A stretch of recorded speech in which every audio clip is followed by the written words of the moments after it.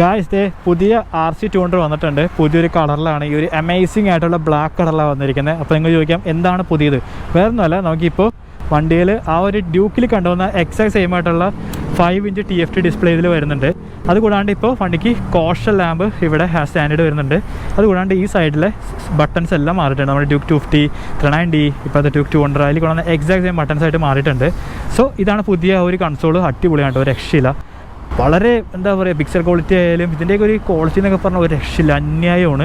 പിന്നത്തെ ഒരു മാറ്റം ഈ ഒരു ഷോക്കിലാണ്. പ്രീവിയസ്ലി ഉണ്ടായിരുന്ന ആ ഷോക്ക് തന്നെയാണ്, ഒരു അഡ്ജസ്റ്റബിൾ ഷോക്ക് തന്നെയാണ്. പക്ഷേ ഇപ്പോൾ നോക്കുകയാണെങ്കിൽ നൈട്രോക്സ് ചാർജർ ക്യാനിസ്റ്റർ ഇവിടെ കാണാനായിട്ട് പറ്റും. നമ്മുടെ ബജാജിൽ കണ്ടുവന്ന പോലത്തെ ഒരു NS200 ഇങ്ങനത്തെ സാധനം ഉണ്ടാവും. ആഡഡ് ക്യാനിസ്റ്റർ ഇവിടെ കാണാനായിട്ട് പറ്റും. പിന്നെ വണ്ടിക്ക് ഇപ്പോൾ സ്ലിപ്പ് ആൻഡ് ക്ലച്ച് വരുന്നുണ്ട്. ഐ തിങ്ക് അത് പ്രീവിയസ്ലി വന്നാന്ന് തോന്നുന്നു. സ്ലിപ്പർ ക്ലച്ചും കാറിലൊക്കെ വരുന്നുണ്ട്. പ്രൈസ് നമുക്ക് കൊച്ചിയിൽ വരുന്നത് ഏകദേശം 2,95,000 രൂപയാണ്. അപ്പോൾ നിങ്ങൾ ഇൻട്രസ്റ്റഡ് ആണെങ്കിൽ നിങ്ങൾ ആലുവയിലുള്ള KTM ഒന്ന് കോൺടാക്ട് ചെയ്യുക.